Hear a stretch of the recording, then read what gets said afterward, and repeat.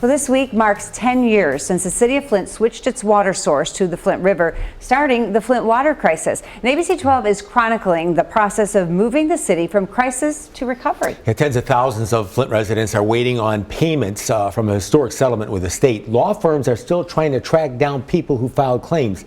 Private investigators are looking for these people possibly today. We actually started this June of last year.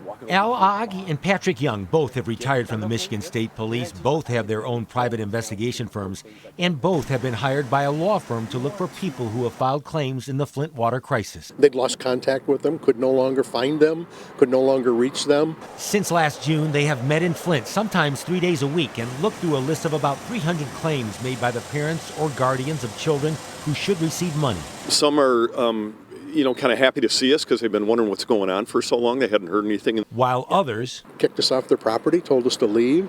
And these would be people getting money. People that signed up to get money, yes. Some people have moved. Some of the claims could be fraudulent, but Ogg also believes after years of waiting, others are skeptical. So when we come knocking on their door or reach out to them, tell them we're working on it, trying to complete it, I think a lot of people just don't trust it. They just don't think that we're real, that we're legitimate. Some claims are missing Social Security numbers, signatures, but others are more complicated as medical records are needed. Young says when they contact certain people, they tell the investigators they've already supplied that information. Well, that seems to be quite a sore spot for a lot of folks, too, is when we ask them for particular items that are needed, and they'll tell us, look, I've provided that 2, 3, 4 different times over the last several years. They apparently have had some issues with the system where it has not captured it like it was supposed to, so we're repeating some of that. On this day, Ogg and Young's first stop is a home in Burton where a woman who used to live in Flint has filed a claim.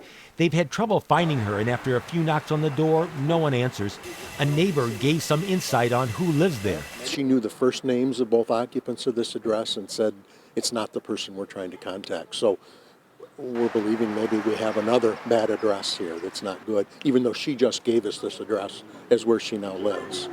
It's got to be frustrating a little bit. It is. We've had a lot of that. People move frequently. In Flint Township, they return to a home where a woman is a guardian of 2 young children. The children's father died after the claim was filed. Since the original claimant had passed away, we had to do a new contract through the law firm with her. So they had to send us the link on the iPad, and then we met with her today. She completed that link, so that contract is now in her name on behalf of the kids, and then she provided us copies of the guardianship paper and birth certificates for both of those children. So that claim should be now complete for both of those kids. One cross off the list.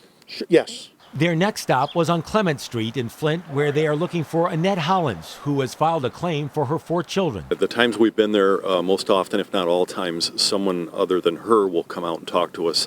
And, upon our request to talk with her, she hasn't been available. On this day, Annette is home, and she's grateful for the visit. Because it's much needed.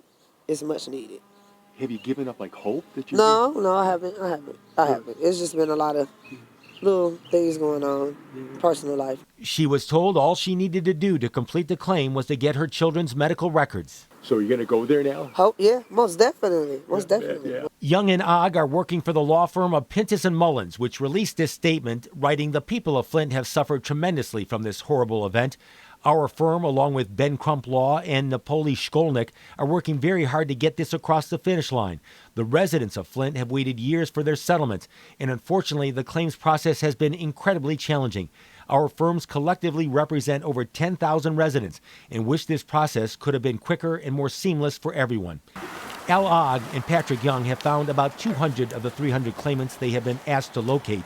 They will keep looking. We're just trying desperately to resolve this so their kids get the money they're entitled to. I enjoy it because, I'm originally from Flint, and this is an opportunity for me to continue to try to help the folks. These folks, they've been through a lot. Yes, they have. Yeah, they have. And a bit of an update, that first woman that they were looking for, that Pat and Al were looking for, they actually found her later that day. So that was another one off the list. So that's good.